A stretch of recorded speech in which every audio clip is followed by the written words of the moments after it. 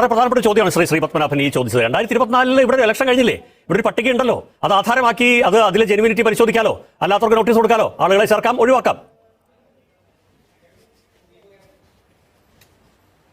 അതാണ് ഞാൻ ആദ്യം പറഞ്ഞത്. ഇന്ത്യയിൽ 2 തരം വോട്ടർ പട്ടിക പുനഃപരിശോധനയുണ്ട്, SSRഉം SIRഉം. അതാണ് ബഹുമാനപ്പെട്ട മദ്രാസ് ഹൈക്കോടതിയിൽ തെരഞ്ഞെടുപ്പ് കമ്മീഷന്റെ അഭിഭാഷകൻ നിരഞ്ജൻ രാജഗോപാൽ ഇന്നലെ പറഞ്ഞത്, മെനഞ്ഞാന്ന് പറഞ്ഞത്.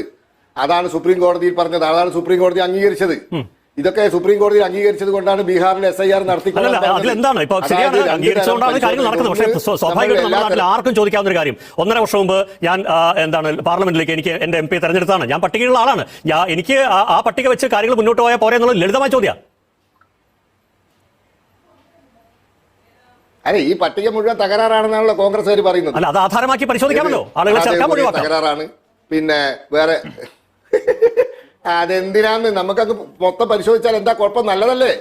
ഇവര് തെരഞ്ഞെടുപ്പ് വോട്ടർ പട്ടികയിൽ കുറ്റുണ്ട് എന്ന് പറയാ, എന്നാൽ അത് പുനഃപരിശോധിക്കാൻ മുമ്പേ അത് വേണ്ടെന്ന് പറയാം.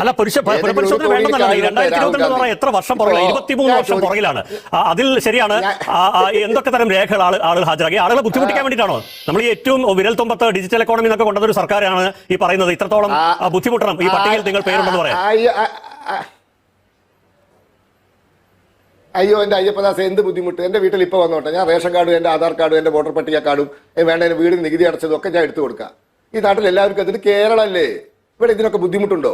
എല്ലാം ഓൺലൈൻ അല്ലേ? ഏത് ലോകത്താണ് അവർ ജീവിക്കുന്നത്? ഇതാണ് പ്രശ്നം. ഈ രാഹുൽ ഗാന്ധിയുടെ പ്രശ്നം എന്താ അറിയോ? രാഹുൽ ഗാന്ധിയുടെ വീട് നിൽക്കുന്ന ഇത് ഞാൻ പറഞ്ഞോട്ടെ. രാഹുൽ ഗാന്ധിയുടെ വീട് നിൽക്കുന്നത് ന്യൂഡൽഹി അസംബ്ലി മണ്ഡലത്തിലാണ്. ആ ബൂത്തിൽ 50 വോട്ട് തികച്ചില്ല കോൺഗ്രസിന്. മൊത്തം ആ മണ്ഡലത്തിൽ 6.42% വോട്ടേ ഉള്ളൂ, ഒറ്റ സീറ്റും ഇല്ല. ഈ മഹാദേവപുരയിൽ കേസ് കൊടുത്തോ? കേസ് കൊടുത്താൽ ജയറാം റെഡ്ഡി കുടുങ്ങും. ജയറാം റെഡ്ഡിന്റെ വീടിന്റെ 30-ാം നമ്പർ മുറിയിൽ 80 വോട്ടർ ഉണ്ടെന്നാ പറഞ്ഞത്. ജയറാം റെഡ്ഡി എന്താ പറഞ്ഞത്? I am a Congress worker അല്ലേ? ജയറാം റെഡ്ഡി കുടുങ്ങും. എന്താ കേസ് കൊടുക്കാത്ത?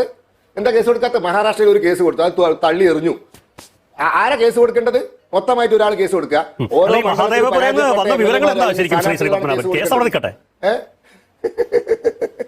എന്ത് വിവരം? രാഹുൽ ഗാന്ധി പറയുന്നത് നിങ്ങൾ എന്തിനാ ആവർത്തിക്കുന്നത്? അയാൾ പറയുന്നതിനോട് അങ്ങോട്ട് തന്നെ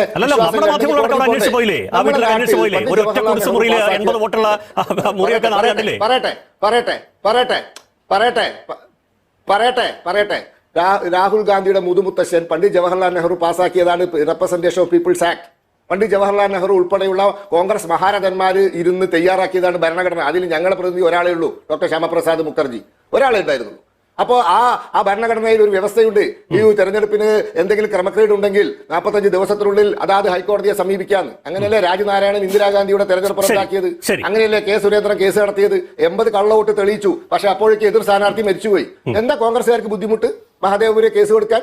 എന്താ മറ്റ് സ്ഥലങ്ങളിൽ കേസ് കൊടുക്കാൻ ബുദ്ധിമുട്ട്? 1.5 കൊല്ലം കഴിഞ്ഞ് പത്രസമ്മേളനം നടത്തിയിട്ട് കാര്യമില്ല. ഇപ്പൊ അഡ്വാൻസ് ആയിട്ട് കോൺഗ്രസ്സുകാരോട് പറയാ, ബീഹാർ ഇലക്ഷനിൽ നിങ്ങൾക്ക് പരാജയം സംഭവിച്ചാൽ ഈ ഡിസംബർ 29, നവംബർ 14 എണ്ണുക, ഡിസംബർ 29 പട്ന ഹൈക്കോടതി കേസ് കൊടുക്കണം. അതാത് മണ്ഡലങ്ങളിൽ തോറ്റ സ്ഥാനാർത്ഥികൾ, ഏത് മുന്നണിയാണെങ്കിലും, ഞങ്ങളുടെ മുന്നണിയാണെങ്കിലും നിങ്ങളുടെ മുന്നണിയാണെങ്കിലും. അല്ലാണ്ട് 2026 ഡിസംബറിൽ വന്നിട്ട് പത്രസമ്മേളനം നടത്തിയിട്ട് കാര്യമില്ല. ഇതൊരു കൊല്ലം കഴിഞ്ഞിട്ട് പത്രസമ്മേളനം നടത്തിയിട്ട് കാര്യമില്ല. ഇപ്പൊ ഈ കൊല്ലം ഡിസംബർ 29 കേസ് കൊടുക്കണം കേട്ടോ. ശരി.